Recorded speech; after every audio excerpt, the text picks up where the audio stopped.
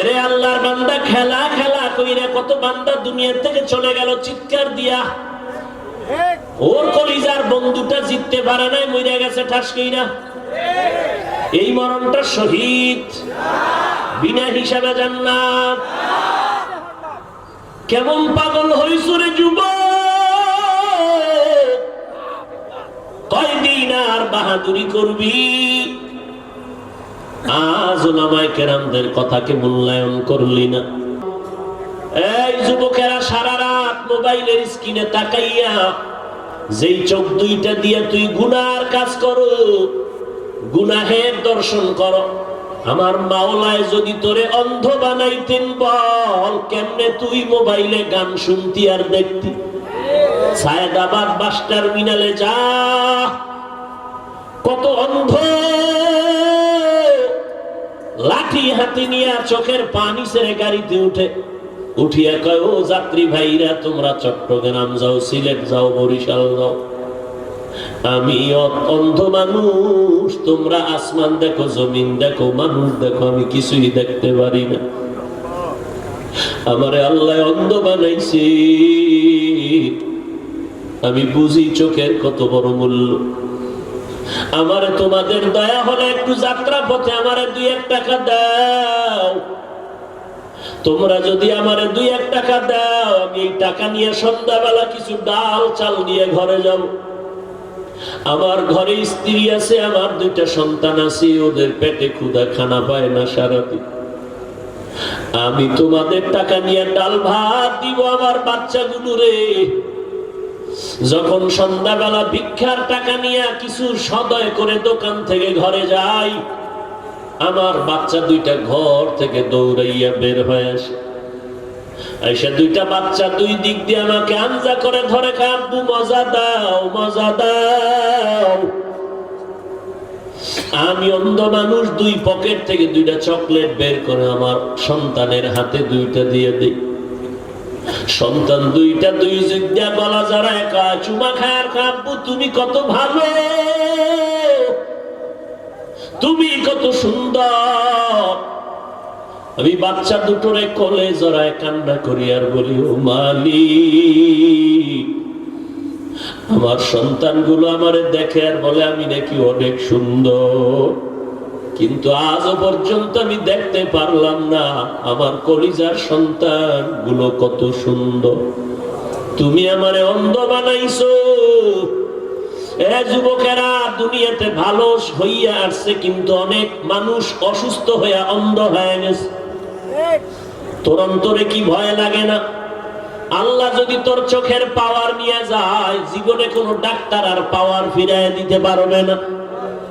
আজকে গুনাহ করতে করতে তোর চেহারাটা আয়নার কাছে নিয়ে দেখ, তোর চেহারার মধ্যে কোনো লাবণ্যতা নাই, কোনো উজ্জ্বলতা নাই। এই পর্দার আড়ালের আম্মা জানেরা, মাওলার নিয়ামতের শুকর আদায় করি ওরে মা। ভালো স্বামী যদি পাও তোমার নিয়ামত। কত মা বিয়ার 10 বছর হলো সন্তান পায় না, কত তাবিজ তদবিরের জন্য দৌড়ায়। এরে আম্মা জান, সন্তান পাইয়া যদি মানুষ বানাইতে না পারেন, কপাল বড় খারাপ। এরে যুবক, বুড়া হওয়ার আগে যৌবনটারে বড় নিয়ামত মনে করিয়া কদর কর। বয়স হওয়ার আগেই তোর যৌবনটারে গুনাহ করিয়া নষ্ট করিস না রে বাবা। পায়ে হাত রেখে বলি, কয়দিন আর বাঁচবি? এই চিত্রাং নামের মহামারীতে যুবক মরিয়া গেল, গাছ পড়লো ঘরের উপরে, যুবকও মারা গেল, স্ত্রীও মারা গেল, কন্যাও মারা গেল। কয়দিন আর বাঁচবি রে যুবক? আজকে থেকে তওবা কর। আমার আল্লাহ শক্তি দিছে, শক্তিটারে দিনের কাজে লাগাও। আমি বলি না তুমি মাদ্রাসায় আসো, টুপি বড়, পাগড়ি বড়, আমি মতো হুজুর হয়ে যাও না, একবারও না। স্কুলে পড়ো আলহামদুলিল্লাহ, কলেজে পড়ো আলহামদুলিল্লাহ, চাকরি করো, ব্যবসা করো আলহামদুলিল্লাহ। তবে আমার মাওলার সাথে এতদিন যে গুনাহ করছো, আমার মাওলার থেকে দূরে সরছো, গাদ্দারি করছো। গুনাহ কইরা কইরা নিয়ামতের ঘুমটাকে নষ্ট করে, চেহারা নষ্ট করে ফেলছো। আজকে থেকে তওবা করে নাও। মা বাবার দোয়া নিয়ে চলবা, 5 বেলার নামাজ ছাড়বা না। তোমার মতো যুবক স্কুল কলেজে পড়ে, 5 বেলার নামাজি অভাব নাই, তুমি কেন পারবা না? তোমার মতো বান্দা কৃষি কাজ করে নামাজ ছাড়ে না, ড্রাইভারি করে নামাজ বাদ দেয় না, তুমি কেন পারো না রে বাবা? আল্লাহর ধরাটাকে তুমি স্বাভাবিক মনে করছো, আল্লাহর কোরআনটাকে মিথ্যা মনে করেছো। আমার আল্লাহর ধরা বড় কঠিন, আমার আল্লাহর কথা সত্য, সব কোরআনে বয়ান আছে। কি অন্যায় করলে কি শাস্তি হবে আল্লাহ সব বলে দিয়েছেন।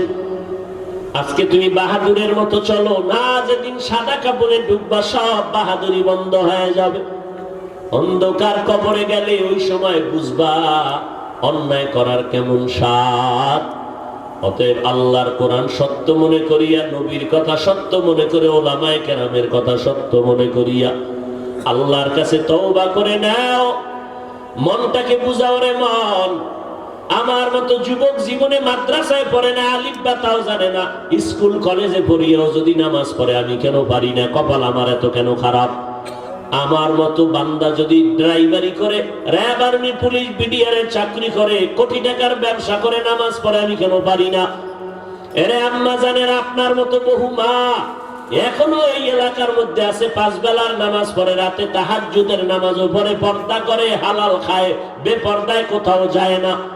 ও আম্মা জান, আজকে সময় আছে, তওবা করে নেন। বৃদ্ধ বাবাজিরা আল্লাহর কাছে তওবা করেন। কয়দিন আর বাঁচবেন? মরণের আগে তওবা করে নেন। আজকে থেকে নামাজ ছাড়বেন না, বেপর্দায় চলবেন না, দাড়ি কাটবেন না, জবানের দ্বারা গীবত শেখায়াত গালাগালি করে গুনাহগার হবেন না, হাতের দ্বারা জুলুম করবেন না, মা বাবার দোয়া নিয়ে, ওলামায়ে কেরামের পরামর্শ নিয়ে আমল করবেন, 5 বেলার নামাজ পড়বেন। গলায় ছুরি আসলে মরে যাব, তারপরও নামাজ ছাড়বো না। তবে সবার কপালে তওবা নসিব হবে না। আমার নবীকে 13 বছর দেখলো, বয়ান শুনলো, তারপর আবু জাহাল কালেমা পড়ে নাই। এই জমিনে কিছু শক্ত অন্তরওয়ালা থাকবে, কোন বয়ানে তাদের দিলটা নরম হবে না, তওবা করার ভাগ্য হবে না। তবে 2-1 আল্লাহর বান্দা মরণের কথা স্মরণ করিয়া যদি তওবা করে, আল্লাহকে ডেকে ডেকে বলে, হে মালিক, এই ময়দানে আমার মতো গুনাহগার কেউ নাই, গুনার কারণে হাত না পাক, চোখ না পাক, জিহ্বা না পাক, অন্তর না পাক, এই অবস্থায় যদি তওবা না করিয়া কবরে যাই, ওই অন্ধকার কবরে কেউ নাই, কেউ নাই, অন্ধকারের ঘর, মাটির ঘর। আল্লাহ পাকের দরবারে যদি জবাব দিতে না পারি, গ্রেফতারি পরোয়ানা শুরু হয়ে যাবে, ওই কবর জাহান্নামের আগুনে ভরে যাবে। আল্লাহর কাছে তওবা করো। মরিয়া গেলে যাব, হায়াতের মালিক আল্লাহ, ইজ্জতের মালিক আল্লাহ, রিজিকের মালিক আল্লাহ। জীবনে মরলেও আর নামাজ ছাড়বো না, বেপরদায় চলবো না, মা বাবার বিরুদ্ধে যাব না, ওলামায়ে কেরামের বিরোধিতা করব না, আহলে হক ওলামাদের পরামর্শ নিয়ে চলবো, দেশ ও জাতির বিরুদ্ধে ষড়যন্ত্র করব না। তওবা করার মতো যদি অন্তর তৈরি হয়, মুনাফিকি যদি না থাকে, খাঁটি তওবার অন্তর যাদের অন্তরে আছে, নিয়ত আছে, আল্লাহর মহব্বতে 2 হাত আমার আল্লাহকে দেখাইয়া দাও। আল্লাহ তওবা কবুল করে নেন। আয় আল্লাহ, তওবার উপরে মজবুত হইয়া চলার মতো তৌফিক দান করেন, আমিন।